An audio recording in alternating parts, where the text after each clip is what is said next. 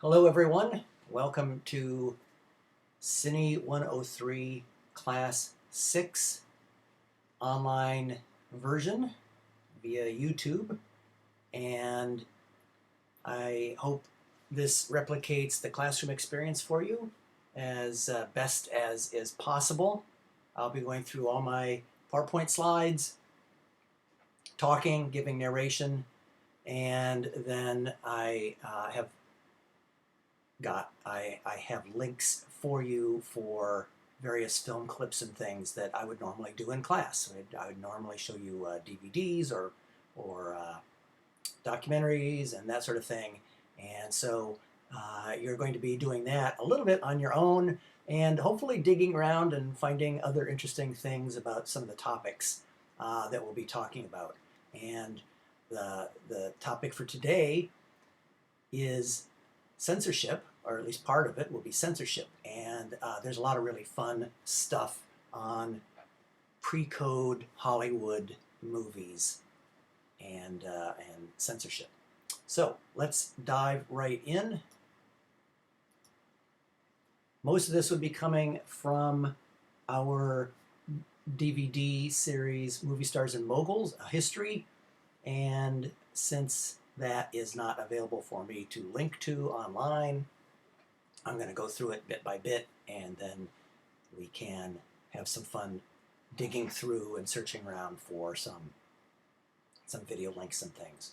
So the Great Depression, just to refresh you a little bit, 1929, the end of 1929, I think it was Black Monday in October of 1929, and it lasted until, it depends, 37, 38. Some people say we really didn't get out of the Depression until World War II started.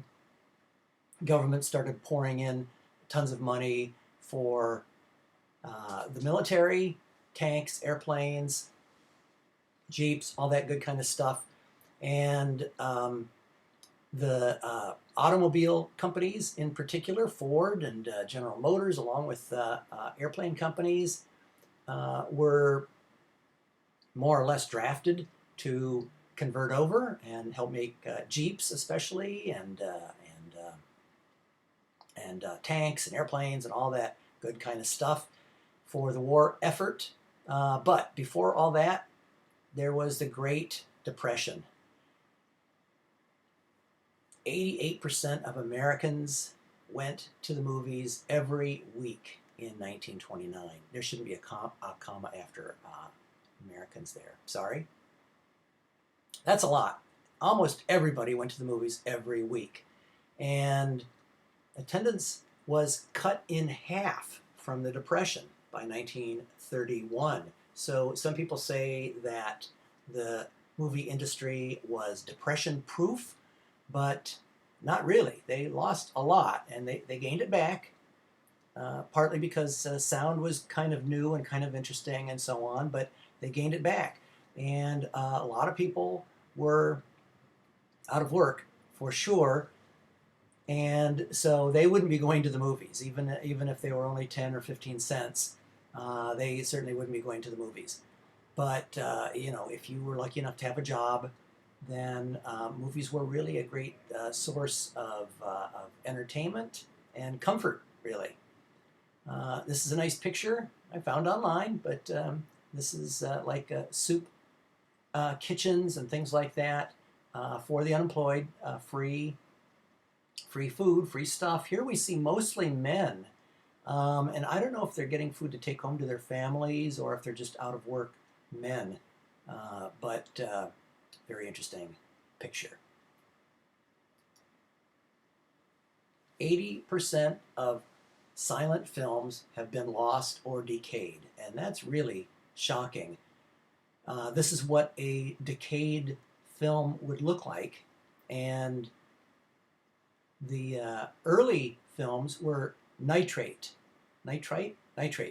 and it reminds me of the sort of thing you might see with a battery, just a regular old battery, AA or C battery, that would be leaking and corroded. So we have to remember that film is is a chemical process. There's chemicals very thinly coated onto the celluloid, and nobody really knew what was going to happen after 10 or 15 or 20 years. That seemed to work okay in 1901, 1902, and back then, even 1906, 7, 8, 9, 10, people weren't really thinking of holding on to these things and archiving them. They were really just kind of a novelty. But along comes Charlie Chaplin and D.W. Griffith and Mary Pickford and Buster Keaton, and movies start becoming more worth saving, really. When I see this figure, I am kind of shocked, but I think a lot of the silent films that have been lost or decayed would be really, 1897, 1898, 1903, 4, 5, because as far as I know, we have all the Chaplin stuff and all the Keaton stuff and all the major stuff, Metropolis and Sunrise and all of that. But there were lots and lots of short little 1 and 2 reeler films made, especially in the real early days, 1901, 1902, 1903, and with the old style of nitrate film. Later on, they got a new kind of a film called safety film, and that's because this film, as we can see, it's got amazing chemicals and stuff on it, but it was dangerous, flammable, easily flammable, and so people that had cans, mostly they carried them around in cans, partly for protection, but partly because films could burst into flame, right? They were chemicals that I don't know how. It's not like if you shook it or something like that, it would burst into flames. But it was a bit dangerous, and people were cautioned that if they were going to ride a bus, then they had to sit in the back of the bus. And sometimes people carrying films weren't allowed on trains and things like that. So it was pretty interesting for some of these real early films. So, which silent stars transitioned successfully to the talkies? And Greta Garbo was a big star, but so was John Gilbert. And they made a number of movies together.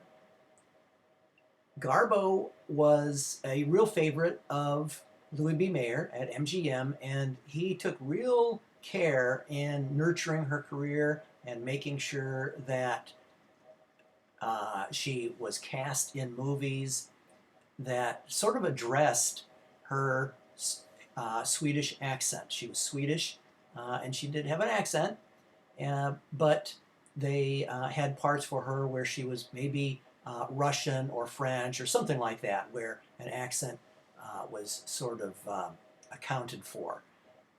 John Gilbert, he was not a favorite of Louis B. Mayer. Louis didn't really help out much. In fact, sometimes he even spreads rumors about his high, squeaky voice. He has a fine voice. You wouldn't even know it. And you can find some John Gilbert YouTube clips online. He sounded just fine. But, in the real early days, 1928, 1929, the recording equipment was quite primitive.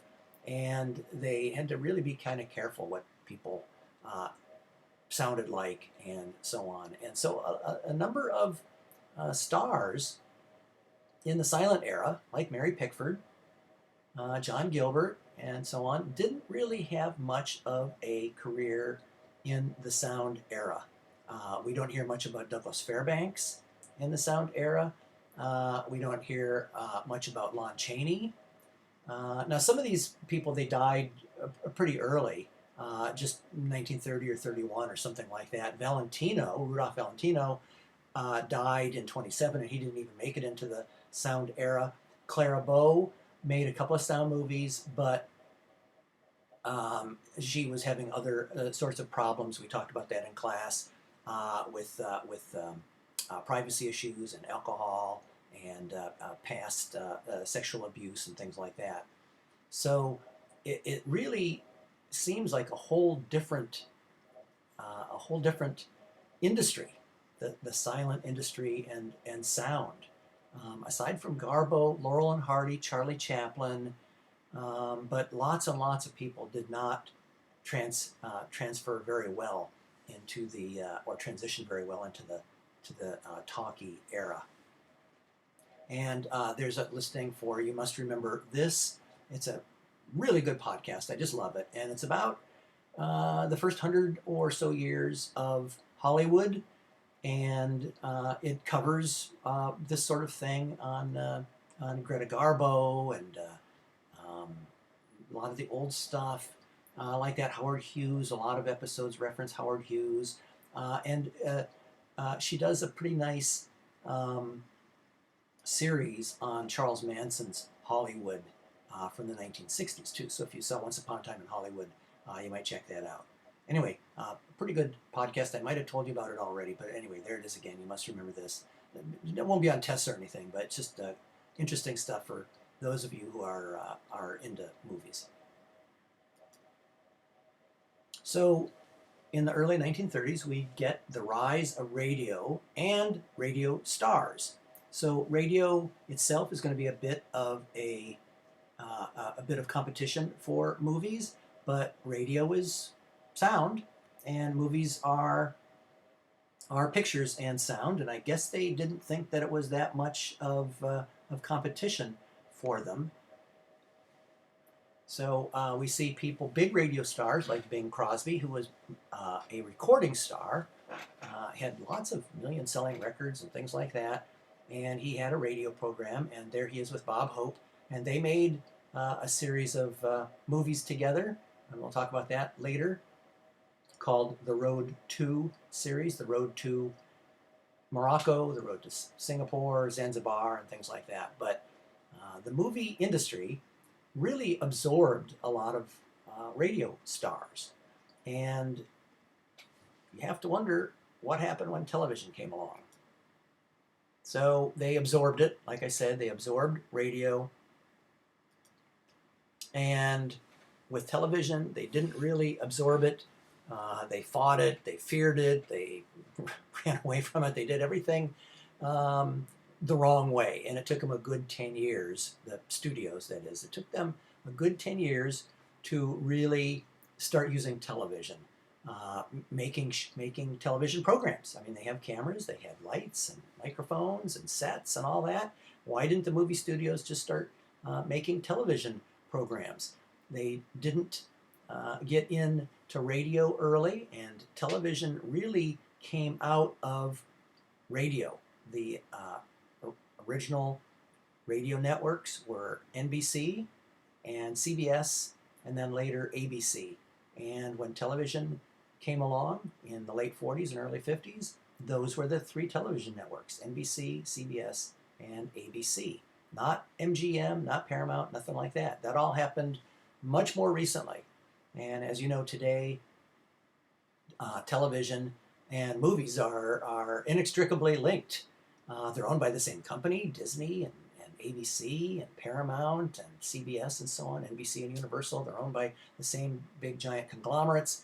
And you'd think maybe your movie star could appear on television and promote their new movie. Okay? And they were kind of doing that on radio. Movie stars would appear on radio and promote their movies, but they didn't do it for television. It's a really big mystery. You really have to wonder what the heck happened there.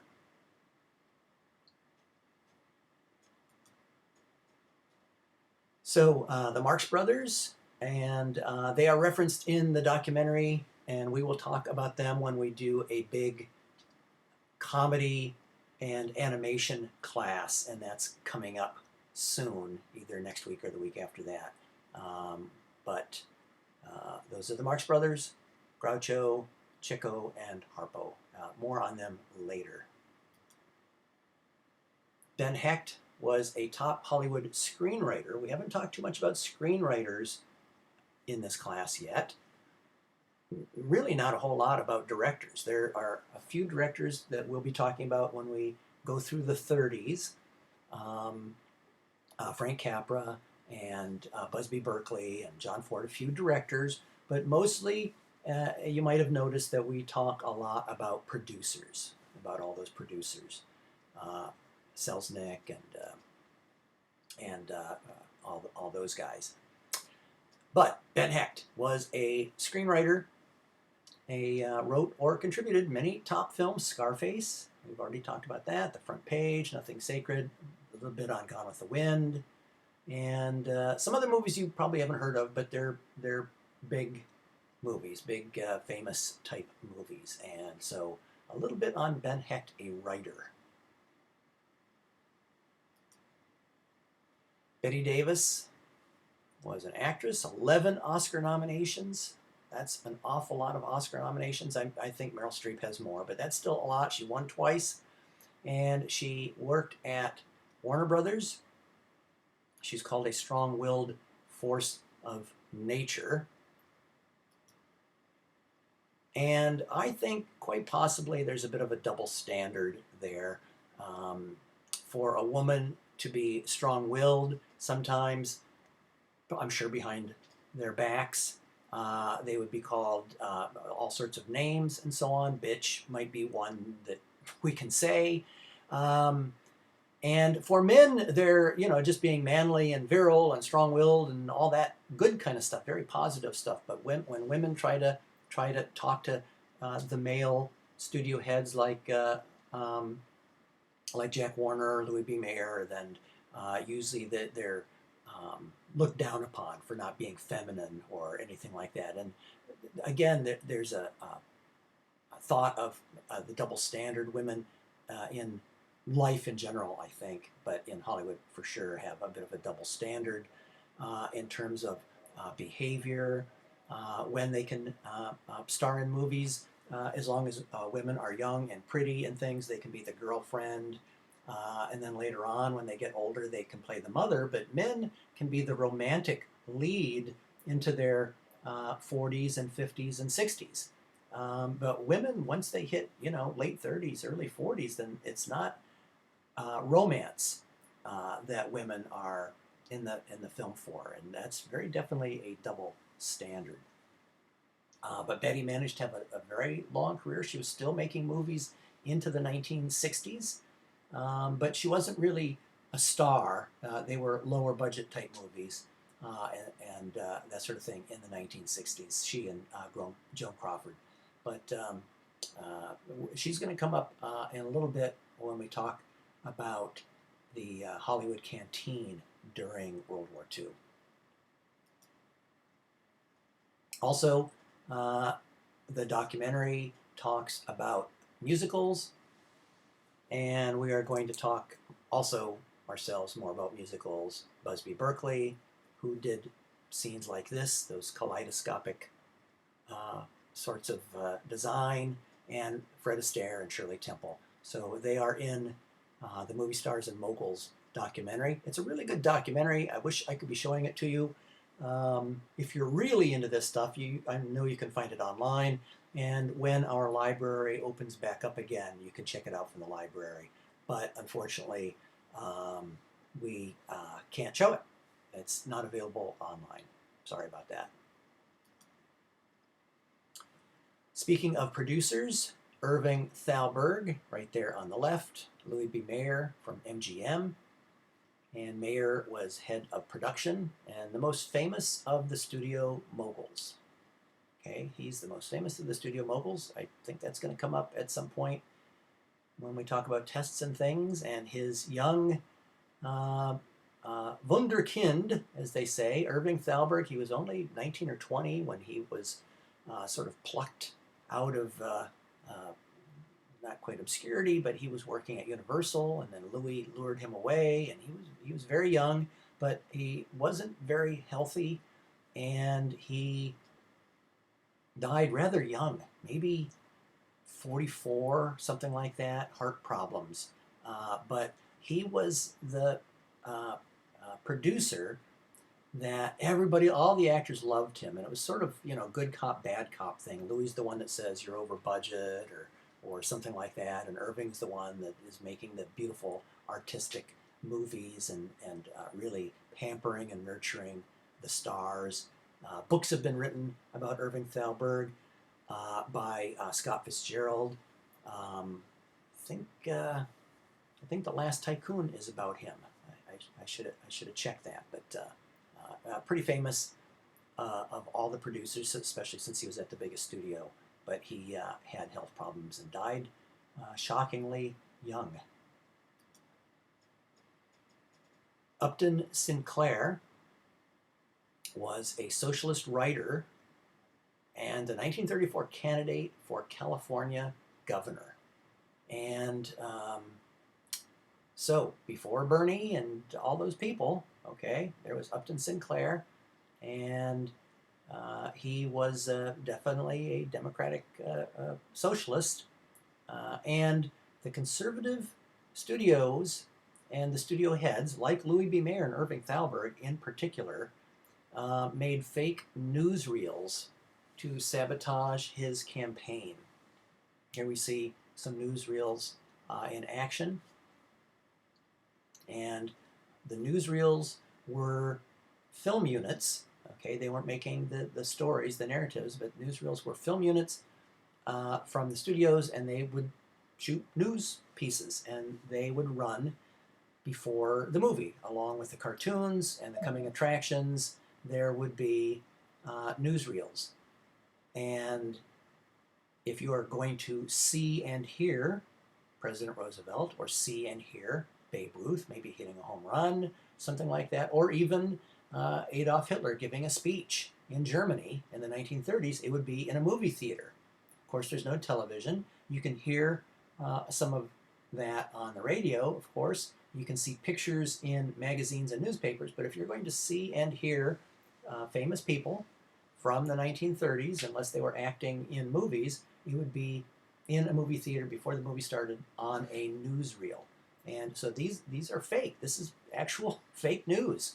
And they meaning Irving Thalberg and Louis B. Mayer and other studio people, made fake newsreels of men dressed as homeless people, hobos they called them back then, hobos, tattered clothes. They would have gone to the wardrobe department and told to dress like a hobo, and then they would film scenes of them riding on a train, right? A lot of times people rode the rails during the Depression, sort of like hitchhiking, but they were sort of sneaking on board trains, riding in boxcars. We'll see some scenes of that. You had to jump off the train before it got into the station, and then jump on the train once it was picking up speed, but before it got going too fast. And a lot of young men in particular rode the rails, as it was called, riding the rails. So these fake newsreels had scenes of young men in tattered clothing riding the rails, saying, "I'm going to California. Upton Sinclair is going to give me a free ride, or going to give me free money," or something like that. And people in movie theaters were horrified, thinking that this socialist candidate for governor is going to lure to California homeless people, hobos. So not a good thing there for Hollywood, that's for sure. Howard Hughes was a producer and a studio head at RKO, and he was also an aviation pioneer. Very interesting person, really very interesting. A nice looking guy, tall, slender, dark hair, all that.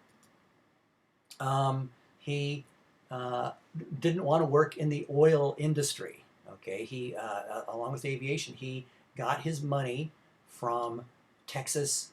It wasn't really oil money, but his father, I believe, helped invent a drill bit, and they could drill through various rock and shale and whatnot.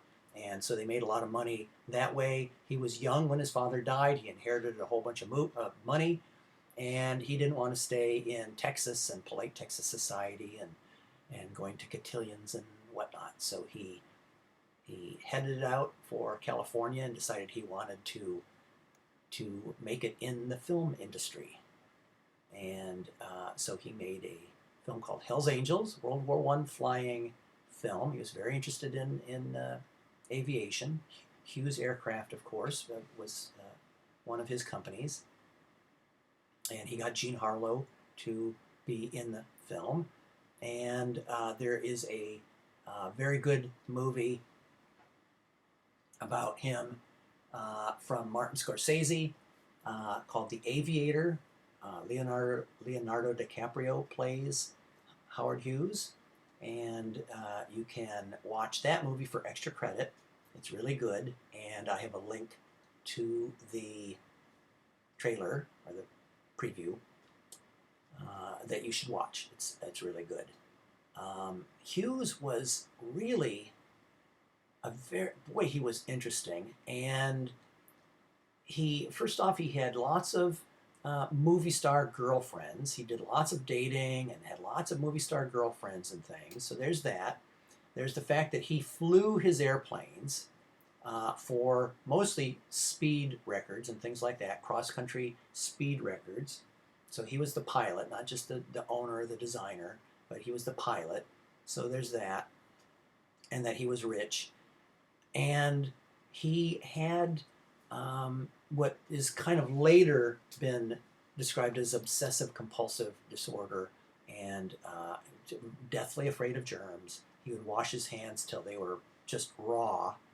And later in his life, he really became kind of a recluse. He stopped cutting his hair and his beard and his fingernails, and went around mostly naked and saving his urine in bottles, and very, very eccentric, very eccentric. But he was the head of some big companies, the aircraft company and the movie studio and all that, and people would be trying to get a hold of him and ask his opinion and decisions and things like that, and he would only speak to people over the telephone, and it was sort of a mysterious character. A lot of movies have been made about Howard Hughes. Well, a lot, meaning like maybe 6 or 7, something like that. But a pretty interesting person, and I would start with the Martin Scorsese film called The Aviator. And if you want to, you can stop this video right now, and as long as you're there on YouTube, go ahead and click on the link in the email that I just sent you, or just type in The Aviator and watch that trailer. It's quite good.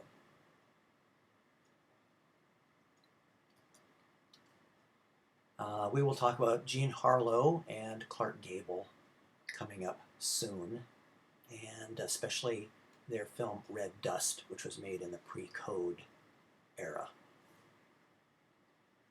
Pre-code being 1928 to 1934. And we can see right there, pretty steamy stuff. Also, I'm a fugitive from a chain gang. It's mentioned in the documentary Movie Stars and Moguls, which we're not watching, so sorry about that. But we'll look at, I will link to some clips, and I will talk about it a little bit more tomorrow. Or at our next class, I should say, more accurately, our next class. There's more talk about independent producers. Some of them worked not at the big studios like MGM or Paramount or Warner Brothers or Fox, but what was called Poverty Row, and they were smaller, second-tier type studios. Samuel Goldwyn, whose name is part of Metro-Goldwyn-Mayer, okay, Samuel Goldwyn, but he kind of got tossed out of the company. They paid him off. He made quite a bit of money, millions of dollars, but he didn't have the company that bears his name, and he was an independent producer.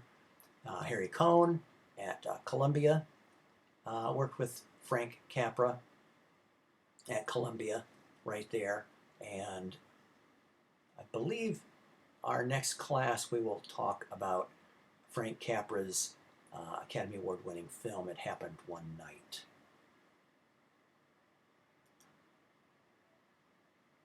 Oscar Micheaux, the French pronunciation, Micheaux, or possibly Cajun, was a black producer, African-American producer, and filmmaker. And he exposed racial injustice. He had been making movies since almost the beginning, but of course, um, during this awful segregated era, African Americans, if they were going to see movies in owned and operated by whites, then they would either have to enter through a back door or sit in the balcony or something like that. In a lot of places, not everywhere, not always in LA or New York, but certainly through the South during the segregated era, blacks would have separate seating and so on. And segregation so awful. I hope you learned about it a bit in high school. Blacks not being able to stay in motels, in restaurants. Sometimes they could get food for takeout, but weren't allowed to sit and enjoy their meal in the restaurant. If they were performing in a nightclub or even in Las Vegas, they couldn't stay there. They could perform, but they couldn't stay there. Anyway, Oscar Micheaux made some pretty interesting movies. I've seen a couple of them on Turner Classic Movies, and I love this poster. This is just such a great poster, and a white and colored cast. That's really kind of interesting. A story of the Negro and the South, based on a novel.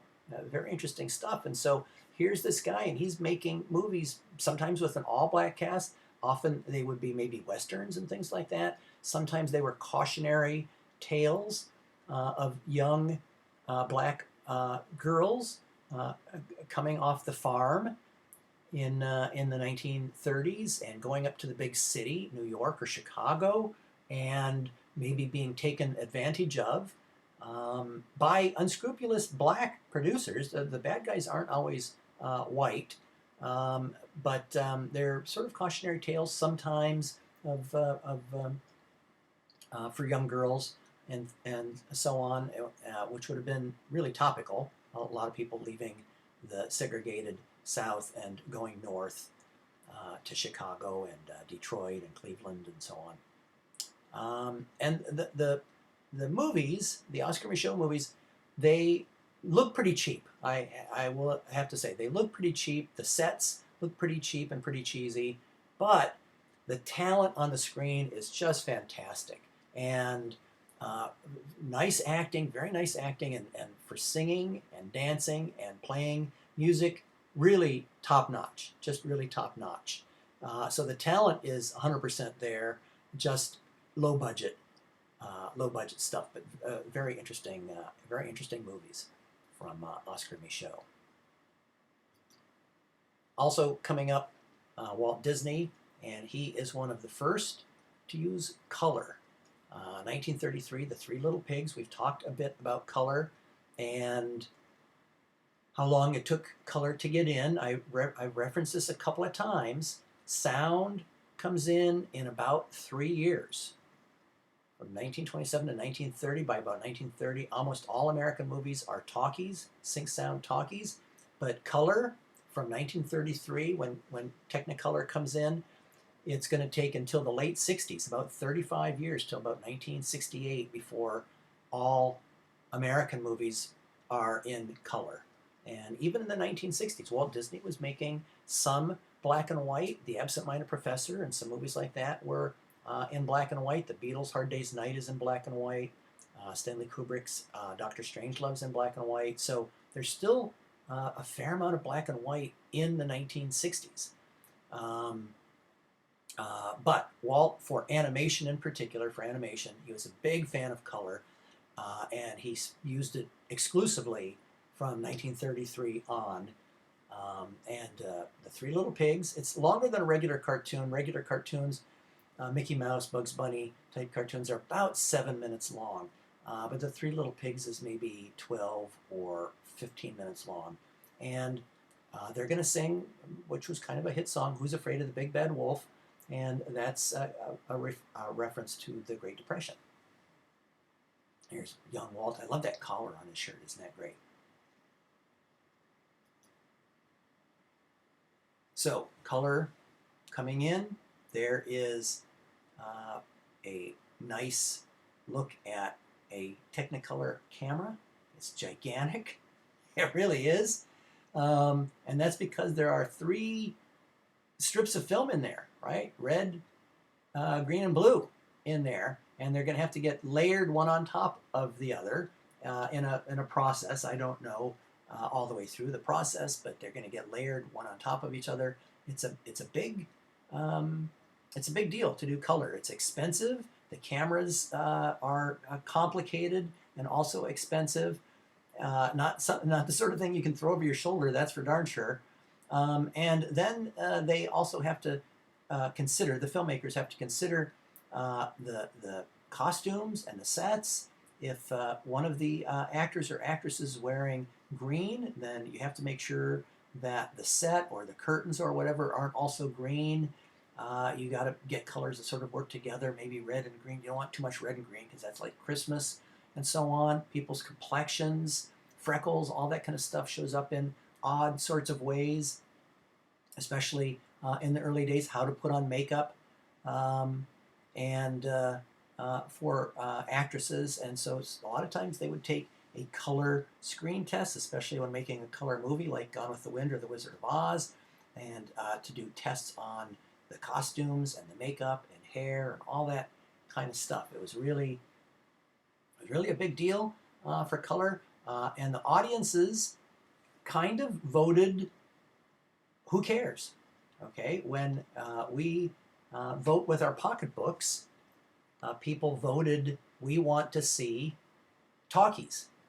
So they almost completely stopped going to see silent movies and went to see talkies. And that's sort of like voting with your pocketbook. And so talkies came in about 3 years. Sound movies came in about 3 years. But for color, it's okay. Like, we don't care. And sometimes they'd see color movies. Oftentimes, black and white movies would do just as well at the box office. And so in that regard of voting with your pocketbook, they are voting no big deal for color. And you and we are all voting these days on 3D. When was the last time you saw a 3D movie? I can't remember the last time I saw a 3D movie. So we're sort of voting, who cares, with 3D. I will very likely see the new Avatar movie in 3D, and if there's a really good director like Martin Scorsese, maybe Steven Spielberg, people like that, I will maybe see a movie in 3D. I really liked Gravity in 3D by Inarritu. I liked Spielberg's Adventures of Tintin in 3D. Ang Lee's last film, whose name is escaping me right now, but his Life of Pi was pretty good in 3D.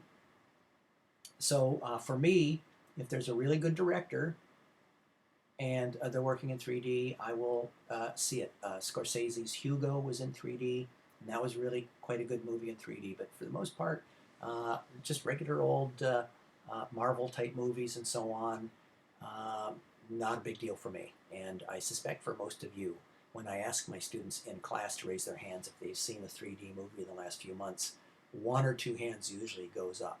So people vote with their pocketbooks.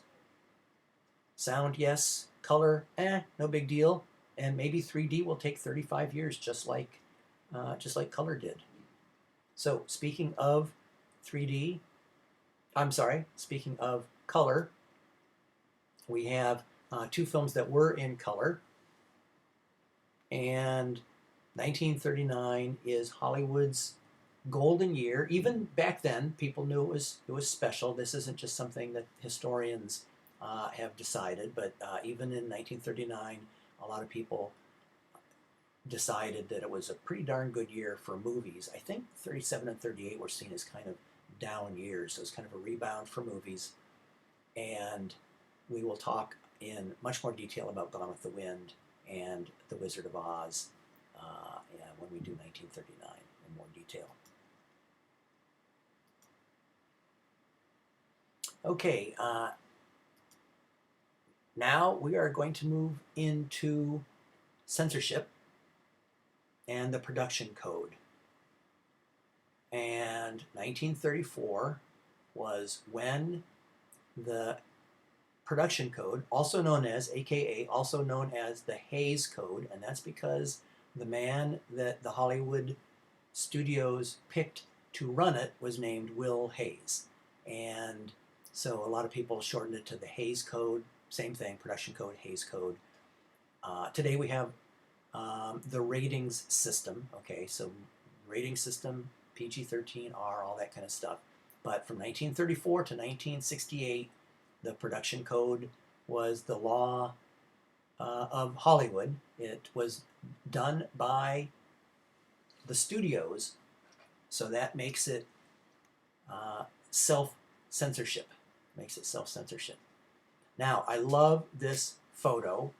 It was a setup photo, a staged photo, and as you can see, they're breaking all of the laws in one photo. The law is defeated. Yep. Okay. Inside of thigh. Okay, I guess that was part of the code, but there we go. Lace lingerie. Yes, we have lace lingerie. Okay. A dead man. There he is. Okay. Blood, I guess. Narcotics. There's a needle right there. Okay. Drinking. Yep, there we go. Exposed bosom. Well, okay. Yep, sure. Gambling. There are the cards. Pointing a gun, for sure. And a Tommy gun, also known as a Thompson submachine gun. So a wonderfully staged photo. I have no idea who did it. Probably somebody who worked at a studio after hours or on the weekend. But that's a sort of a notorious photo that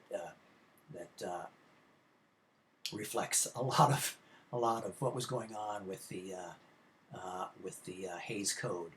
And you'll have a lot of fun looking for videos on YouTube. I've got some links for you, but all you have to do is type in pre-code Hollywood, and you will get all that stuff and more. Really a ton of fun.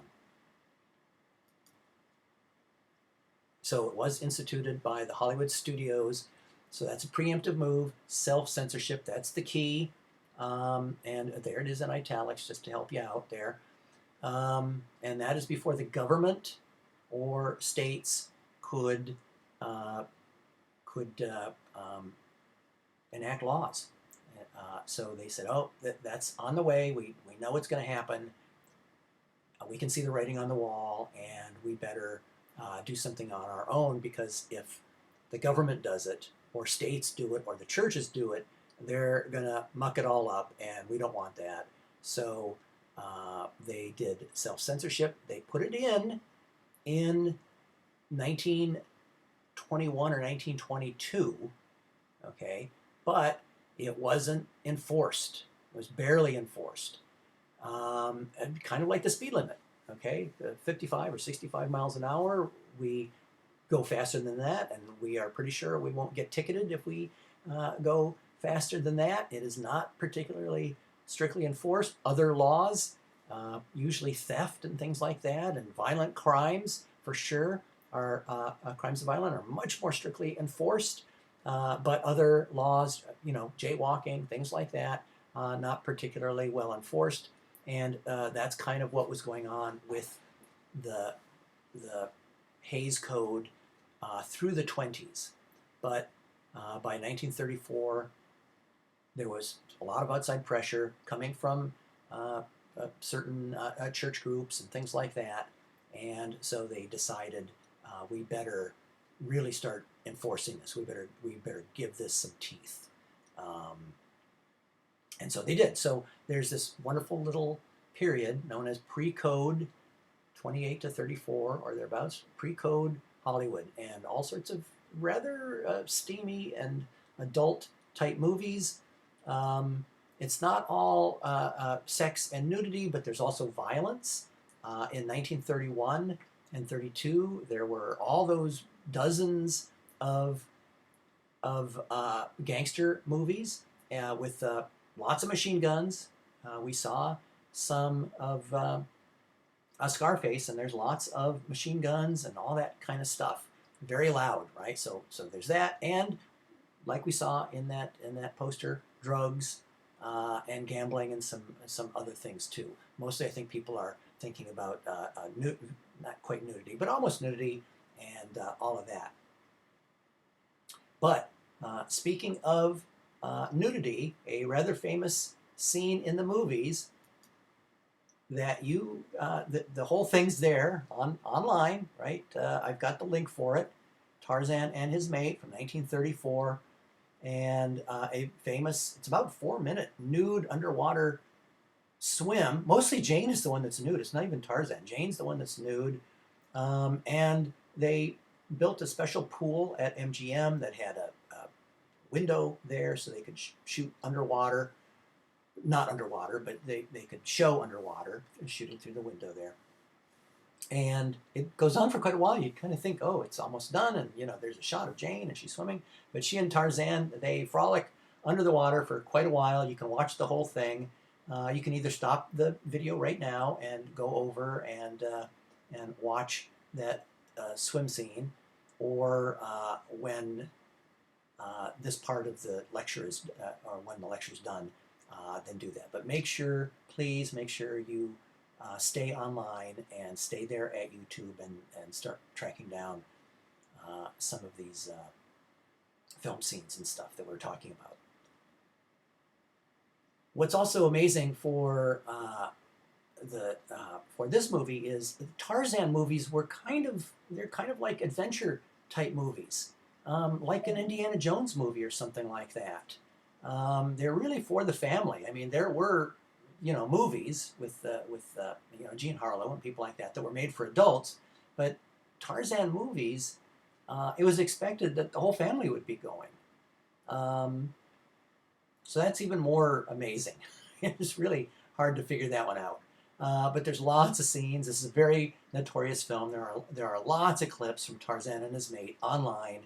You can just type that in, and you'll link to the underwater scene and some other stuff. And we see, Jane, really barely hiding. It's kind of a bikini, kind of a swimsuit thing that she's wearing. And Tarzan too. Johnny Weissmuller was an Olympic gold medalist from the I think the 1924 Olympics, and so he was used to shaving his chest and lots of and legs and whatever else, anyway, smooth.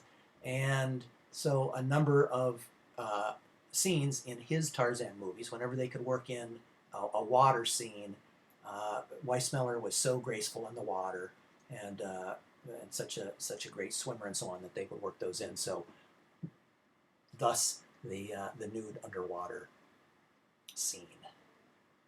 Okay, and here's another shot of the costumes and things before the code comes in, and then when the code starts getting enforced, Jane is wearing more or less a dress, a miniskirt at least, so covering up quite a bit more, and the code, even cartoons and things like that, Betty Boop cartoons. It was really a big change in Hollywood. One of the people that was hurt by the code was Mae West. She was pretty raunchy. She wrote her own material and acted. She didn't direct, but she was,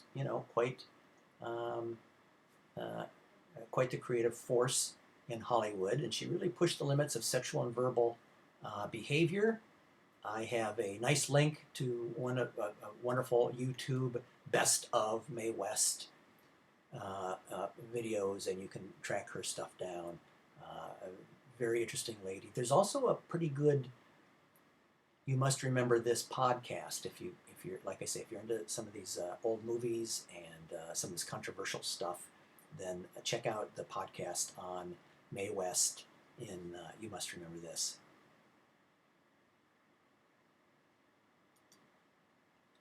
So double features, they are A movies played first, and they had bigger stars and bigger budgets, and B movies were the second part of the double feature.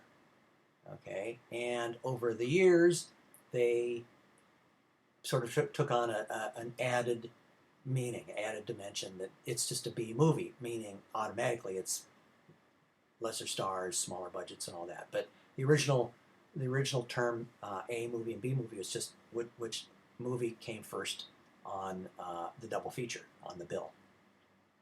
And we see a nice example of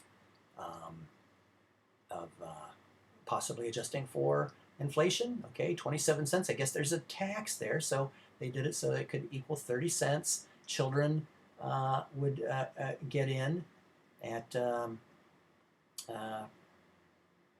looks like 10 cents. I don't know. Children, 11 cents. Admission price 10 cents. Maybe I guess they're giving kids a break or something. I'm not sure. So B movies became shorthand for cheap movies.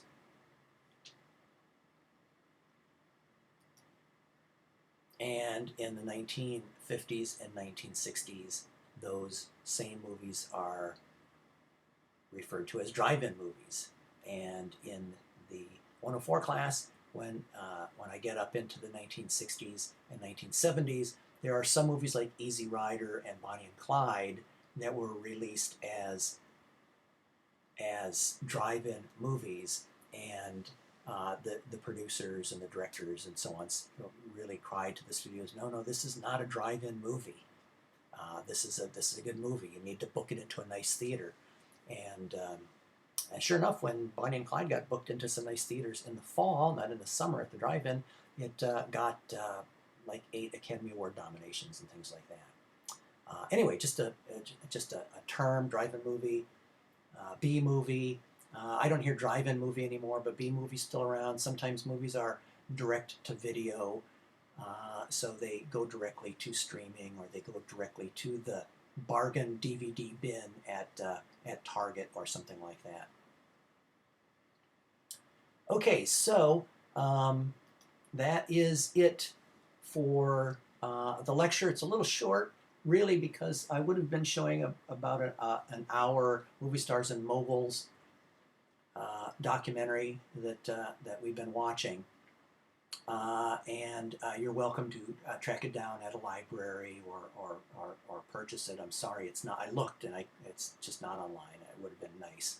But have some fun. Go online now, right? Go online, track down some pre-code Hollywood movies. I've got links to the Aviator and some other good stuff. So, and Tarzan and his maid and Mae West and all that. So right now, if you haven't already, if you haven't been doing it through the lecture, then stay right there at YouTube, get online, and start checking out some of these wonderful pre-code movies. All right, thanks a lot. Cine 103, Class 6. Enjoy.